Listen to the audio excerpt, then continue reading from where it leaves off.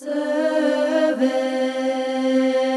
servants, praise the Lord. Alleluia. Praise ye the name of... In my first year of college, aside from also being in the Army Reserves, I also had a much more average college job. For a brief time, I also worked in a pet store. And I can remember being at the cashier one day, and the manager came and she grabbed me and she said, "I need your help with something." So I said, "Okay," and I went. And she took me to where a family was waiting. And she said, "You're fluent in Spanish, right?" I said, "Yes." She said, "I need you to help them. They're deaf."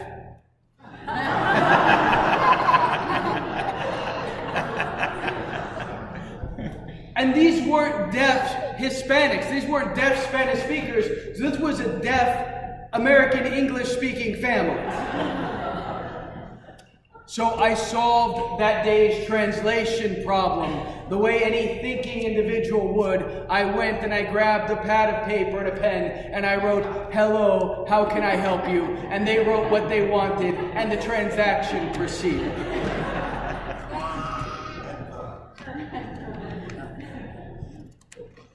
On this day, great and holy day of Pentecost, where we yet celebrate once again the descent of the all-Holy Spirit on the apostles, on the disciples, on the people who were with them.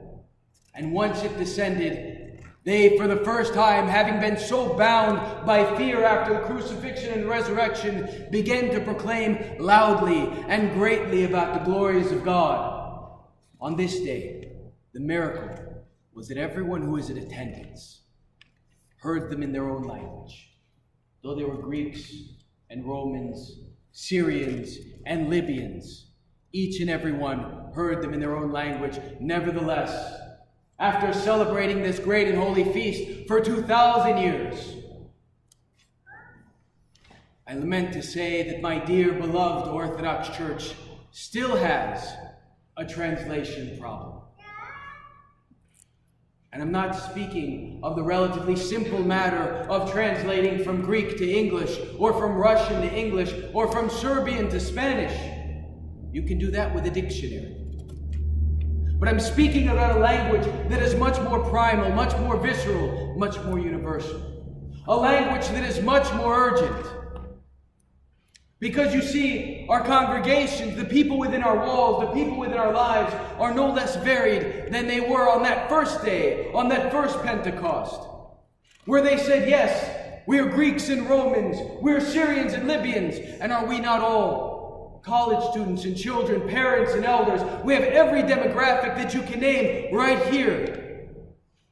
And so many of us, for the most part, get through the day today using English. It's not the dictionary language that's a problem, but the translation problem that the Orthodox Church now faces is the translation into context, that universal language, that shared language of a common struggle, of shared suffering, of shared hardship. You see, the reason that great organizations like AA, Alcoholics Anonymous, work is because you have a recovering alcoholic mentoring another alcoholic, and he can say with all the evangelistic force that comes with it, "I have been where you are, I know where you are, and I know the way out. Follow me." That same advice, the exact same advice, given without the voice of experience and the force of that experience, would somehow fall a bit flat.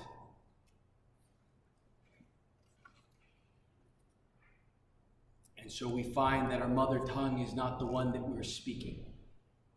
Our mother tongue is not simply the words that come out of our mouth. If you've ever shaken your fist at the sky and wondered and said, "Why me? Why this burden on me? Why this trauma? Why this baggage? Why should I have to go through whatever it is I'm going through?" This is the answer. That suffering, that is your mother tongue. That is your native language. That is the language that each and every last one of our fellow citizens who happens to be passing through the same hell is waiting for the gospel and the hope of the gospel to be translated into by you.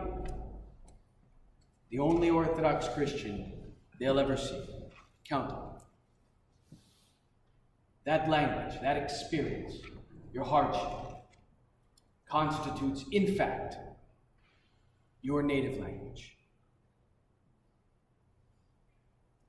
And this is an imitation of that same Jesus Christ of whom the author of the Hebrews says, "Behold, we have a high priest who is acquainted with our sufferings and infirmities, who's been tested every way that we've been tested. And because of this, he can deal patiently with the wayward and the ignorant."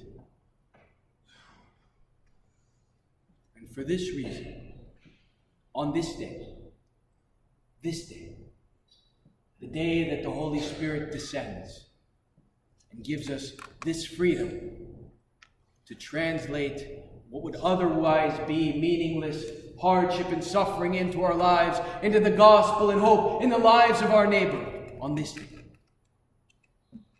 the Orthodox Church does something that it has not done for 50 days. We will return today to our ordinary cycle. The Vasile Urania, the Heavenly King, is once again prayed. And for the first time in 50 days, we will once again kneel.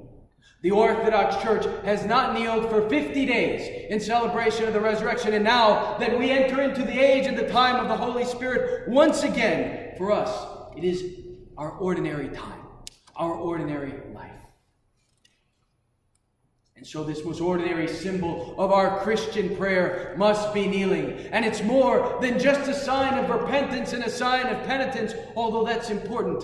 But beyond that, it's also voluntarily lowering ourselves down to that rock bottom where our neighbor and our brother is, to take on voluntarily a little bit of pain, a little bit of discomfort, to take on voluntarily a bit of inconvenience, in the hope that having knelt down at the side of another suffering, when we rise, we might not rise alone, but raise them with us.